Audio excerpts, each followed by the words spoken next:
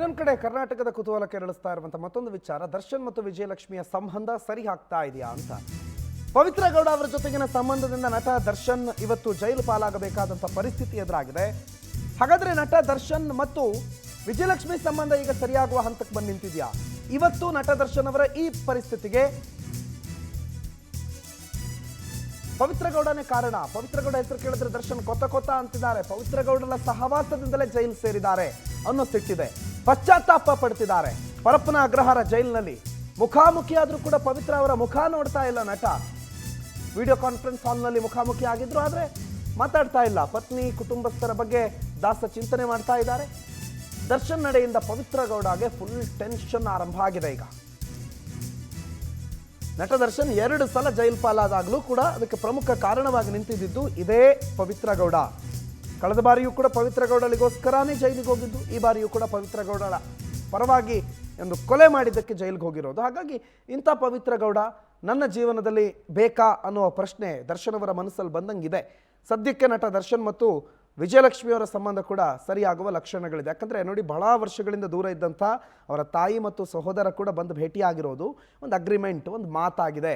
ದರ್ಶನ್ ಅವರ ಜೊತೆಗೆ ಅವ್ರಿಗೊಂದು ಮೆಸೇಜ್ ಕಮ್ಯುನಿಕೇಟ್ ಆಗಿದೆ.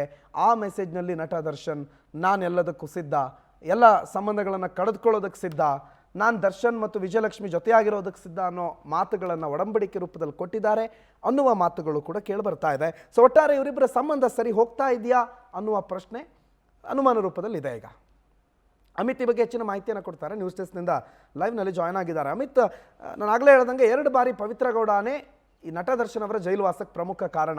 ಇನ್ನೊಂದು ಕಡೆ ವಿಜಯಲಕ್ಷ್ಮಿ ಇಂಥೆಲ್ಲ ಸಂದರ್ಭಗಳಲ್ಲೂ ಕೂಡ ತಮ್ಮ ಪತಿಯ ಪರವಾಗಿ ನಿಂತಿರೋದು ಕರ್ನಾಟಕಕ್ಕೆ ಆದರ್ಶ. ಅಂಥ ಸಂದರ್ಭದಲ್ಲಿ ಇವರಿಬ್ಬರ ದಾಂಪತ್ಯ ಜೀವನ ಇನ್ನು ಮುಂದಾದರೂ ಚೆನ್ನಾಗಿರುತ್ತೆ ಅನ್ನುವ ಎಕ್ಸ್ಪೆಕ್ಟೇಷನ್ ಅಭಿಮಾನಿಗಳಲ್ಲಿದ್ದರೆ ಏನಾದರೂ ಸಿಹಿ ಸುದ್ದಿ ಇದೆಯಾ? ಪ್ರಣುತ್, ಏನಂತಂದರೆ ದರ್ಶನ್ ಅವರು ಪವಿತ್ರ ಗೌಡನ ಅವಾಯ್ಡ್ ಮಾಡ್ತಿದ್ದಾರೆ ಅನ್ನೋದನ್ನು ನಾವು ಗಮನಿಸ್ಬೋದು. ಕಳೆದ ಬಾರಿ ಏನು ಸ್ಟೇಷನ್ನಲ್ಲಿ ವಿಚಾರಣೆ ನಡೀತಿರ್ತಕ್ಕಂಥ ಸಂದರ್ಭದಲ್ಲಿರ್ಬೋದು, ಹಾಗೆಯೇ ಸ್ಥಳ ಮಹಜರು ಮಾಡ್ತಿರುವಂಥ ಸಂದರ್ಭದಲ್ಲಿರ್ಬೋದು, ದರ್ಶನ್ ಅವರು ಸ್ಪಷ್ಟವಾಗಿ ಪವಿತ್ರನ ಅವಾಯ್ಡ್ ಮಾಡ್ತಾಯಿದ್ರು. ಆದಷ್ಟು ಪವಿತ್ರ ಜೊತೆ ಪವಿತ್ರ ಅಷ್ಟೇ ಮಾತನಾಡೋಕ್ಕೆ ಪ್ರಯತ್ನ ಪಟ್ಟರು ಕೂಡ ಇವರು ಅವಾಯ್ಡ್ ಮಾಡ್ತಾಯಿದ್ರು. ಆಕೆಯನ್ನು ಸಾಕಷ್ಟು ಅವಾಯ್ಡ್ ಮಾಡ್ತಾ ಬಂದಿರೋದು. ಹಾಗೆಯೇ ಇವಾಗ ಏನು ಪರಪ್ಪನ ಅಗ್ರಹಾರ ಜೈಲಲ್ಲಿದ್ದಾರೆ ಇಬ್ಬರು ಕೂಡ. ಅಲ್ಲಿ ಒಂದು ವಿಡಿಯೋ ಕಾನ್ಫರೆನ್ಸ್ ರೂಮ್ ಇರುತ್ತೆ. ಏನು ಕೋರ್ಟ್ನ ಇವಾಗ ಅವರು ವಿಡಿಯೋ ಕಾನ್ಫರೆನ್ಸ್ ಮೂಲಕನೇ ಅಟೆಂಡ್ ಮಾಡ್ತಾ ಇರ್ತಕ್ಕಂಥದ್ದು.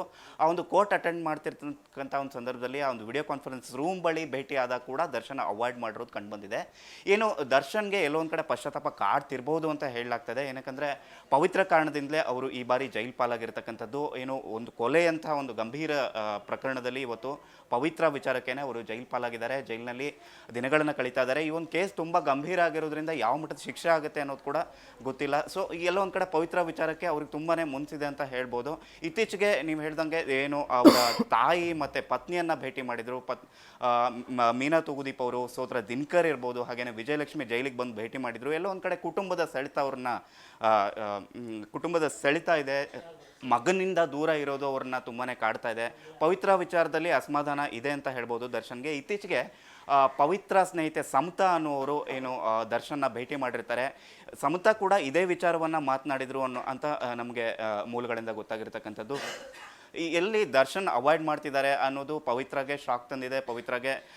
ಪವಿತ್ರ ಏನು ಮುಂದಿನ ದಿನಗಳಲ್ಲಿ ಏನಾಗುತ್ತೆ, ತನ್ನ ಬೇಲ್ ಭವಿಷ್ಯ ಏನು ಎಲ್ಲ ಒಂದು ವಿಚಾರಗಳನ್ನು ಸಮತಾ ಮೂಲಕ ದರ್ಶನ್ರಿಗೆ ಮೆಸೇಜನ್ನು ತಲುಪಿಸ್ತಾಳೆ. ಸೊ ಸಮತಾ ಜೊತೆ ಮಾತನಾಡಿರುವಂಥ ದರ್ಶನ್ ಪವಿತ್ರಗೆ ಬೇಲ್ ಕೊಡಿಸುವಂಥ ಒಂದು ಪ್ರಯತ್ನ ಏನಿದೆ ಅದನ್ನು ನನ್ನ ಒಂದು ತಂಡ ಮಾಡುತ್ತೆ. ಜೊತೆಗೆ ಆಕೆಗೆ ನಾನು ಏನು ಆಸ್ತಿ ಪಾಸ್ತಿಯನ್ನು ಮಾಡಿಕೊಟ್ಟಿದ್ದೀನಿ ಅದೆಲ್ಲವೂ ಕೂಡ ಆಕೆಗಿರಲಿ, ನನ್ನನ್ನು ಮಾತ್ರ ಬಿಟ್ಬಿಡಲಿ, ಆಕೆ ಸಹವಾಸ ನನಗೆ ಸಾಕು ಅನ್ನುವಂಥ ಒಂದು ಸಂದೇಶವನ್ನು ಕೂಡ ಸಮತಾ ಮೂಲಕ ಕೊಟ್ಟಿದ್ರು ಅಂತ ಹೇಳಲಾಗ್ತದೆ. ಒಟ್ಟಾರೆ ಎಲ್ಲೋ ಒಂದು ಕಡೆ ಕೆಟ್ಟ ಮೇಲೆ ಬುದ್ಧಿ ಬಂತು ಅನ್ನುವಂತೆ ದರ್ಶನ್ ಇವಾಗ ಪವಿತ್ರದಿಂದ ದೂರವಾಗುವಂಥ ಪ್ರಯತ್ನ ಮಾಡ್ತಾ ಇದ್ದಾರೆ ಅಂತ ಹೇಳ್ಬೋದು. Pranat, right, okay, thank you Amit ಮಾಹಿತಿಗೆ.